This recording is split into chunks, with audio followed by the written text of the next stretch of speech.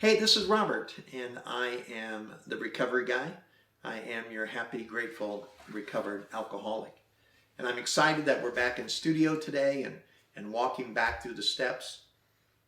Many of the 12 steps can be grouped, such as steps 8 and 9. Step 1, in my opinion, is an independent step on which our physical sobriety resides. Now, steps 2 and 3 enter us into a relationship with a power greater than ourselves and can therefore, I think, be grouped.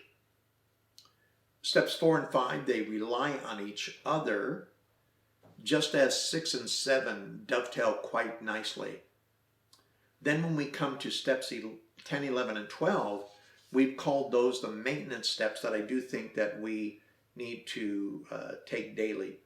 Having said this, today we're going to be covering steps 8 and 9 in one session.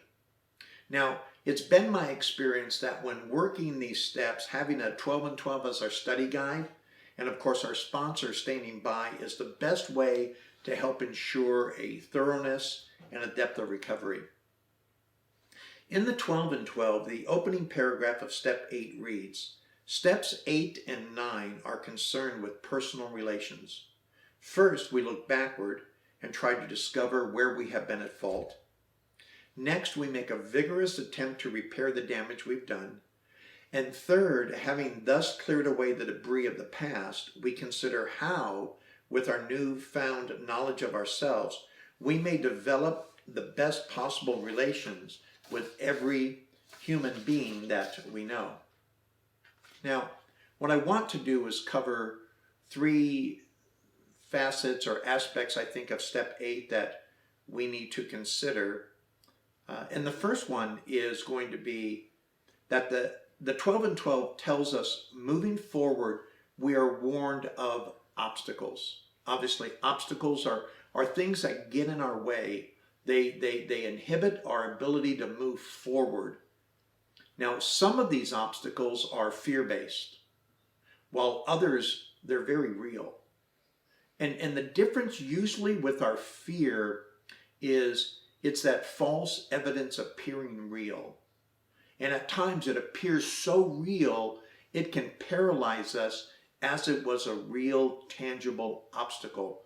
And this is where our sponsor can come into play, where they can help us differentiate and distinguish what's real and what's merely fear-based. The very good news about this, though, is much of the pain associated with these obstacles will melt away rather quickly as we bring them out into the open. Usually exposing something takes away much, if not all, of the power that it had over us, thus resulting in the fear that prevented us from wanting to move past or through that obstacle. Number 2, if an obstacle is going to hinder us, it is likely revolved around forgiveness. Forgiveness is a critical thing.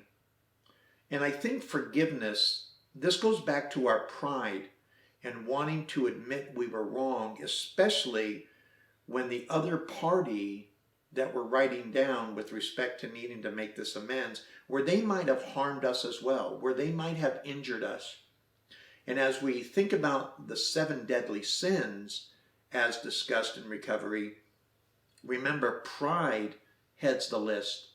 And pride is usually the main ingredient that keeps me from forgiving when I should forgive.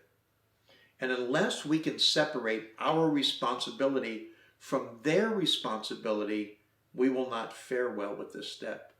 Remember, these obstacles in the area where we need to make amends, especially in the area of forgiveness, when someone has harmed us, taking this step or writing this incident down of needing to make this amends is not about them, it's about us. And thirdly, I think the most important thing for us to remember about this step is the same about step 4. We're only making a list. This is not an active action step. This step only requires a willingness to look at our life as a reflection to the damage we do while we're in the midst of our addiction. We have to have the same resolve as we did in step one. In step one, we admitted we were powerless over alcohol and our life had become unmanageable.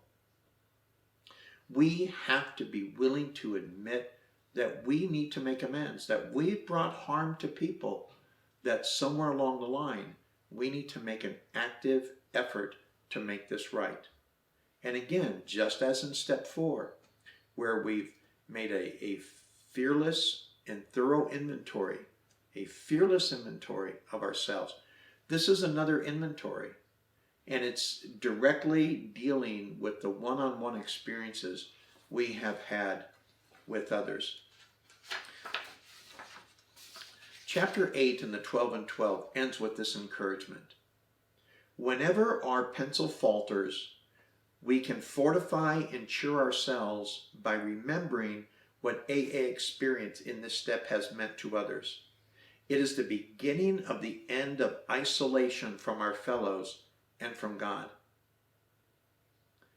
Doesn't that sound wonderful? It is the beginning of the end of isolation from our fellows and from God.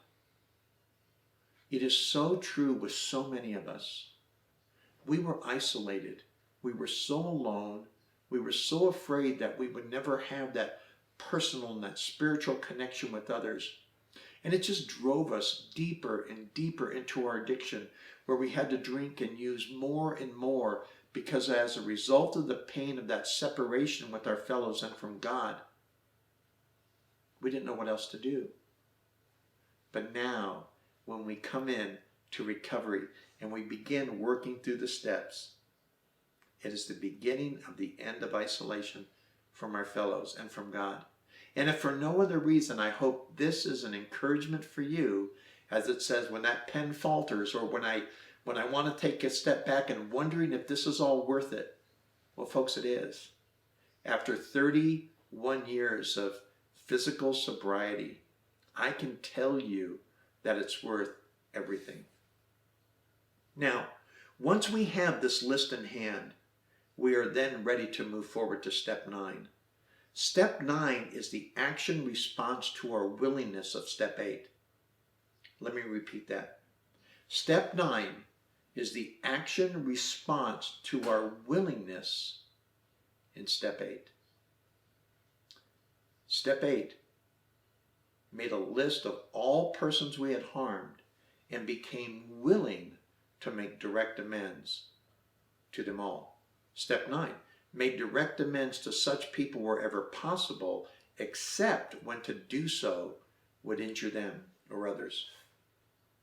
In step 9 in the 12 and 12, it says it opens with good judgment, a careful sense of timing, courage, and prudence.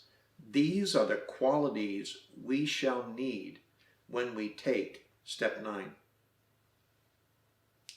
Good judgment, a careful sense of timing, courage, and prudence. These are the qualities we shall need when we take step 9. Now, here are the 3 areas I think we need to consider as we move forward with this step. Now, know that the degree of the amends will vary on the who, what, and where of the offense, as well as our motive for making the amends. Let me repeat that. The degree of the amends will vary on the who, what, and where of the offense, as well as our motive for making the amends. And this is, again, one of the areas where your sponsorship can help you, where your sponsor had already worked these and approached, because so many of the things that you have on your list and the things that we need to make amends for, your sponsor has already gone through. And this is where they can really help us separate with respect to the who, the what, and the where. Once again, this is where, when we rely on their experience, again, because the likelihood is that they face some of the challenges that you will face, as so many of us in AA have made. Many of the amends we have to make to those close to us, we are already making by merely staying sober and making better life choices. And these life choices are seen by those who are close to us. So a lot of the people that I had harmed, even though I owed them a greater amends that I eventually did make, in the beginning, all they want to know is that we're not destroying ourselves anymore. All they want to know is that we're not going through our life harming others and ourselves the way we had done when we were drinking and using and actively involved in our addiction. As a part of the process, please know that no matter how eloquent or sincere or thorough we are, some people will not accept our amends. This is where our motives will surely be tested. If I become overly disappointed, or I act out, or my response is negative when I go to make amends to that person, whether it's my spouse, my children, my employer, a friend, or what have you, and if they don't receive it or accept it in the way that I want them to, or I think the way I deserve to be treated, then I need to understand or look at what my motive was for making the amends. Was I making the amends because it was the right thing to do? Or am I making the amends because I need them to forgive me? Because a lot of people won't forgive us. So the amends needs to be a cleansing rather than an acceptance by them. Remember, recovery is an inside-out approach to a new way of living. Now, number 3, we will feel a great sense of relief and exhilaration as we move forward in the process, and this is going to encourage us to move forward. And once again, it is an internal response that will further demonstrate why this step is so vital to the depth and the length of our recovery. I'm going to read that again. We will feel a great sense of relief and exhilaration as we move forward in the process, and this will encourage us to move forward even more, because the internal response that we get about feeling good about ourselves, about doing the right thing because it's the right thing to do. And it further demonstrates why this step is so vital to the depth, and it will even determine the length of our recovery. And in the 12 and 12, as step 9 concludes, we are reminded, and I quote, above all, we should try to be absolutely sure that we are not delaying because we are afraid. For the readiness to take the full consequences of our past acts and to take responsibility for the well-being of others at the same time is the very spirit of step 9. I hope this has helped you as you move forward in taking the steps. I really appreciate your input and the desire that you have in your own recovery. Remember, we're in this thing together. None of us is going to get well overnight, and none of us is going to reach perfection. Remember, we claim spiritual progress rather than spiritual perfection. And hopefully, as we move through these steps together, you are getting the progress that encourages you to continue to move forward. Thank you again for your time. My name is Robert, and I am the Recovery Guy.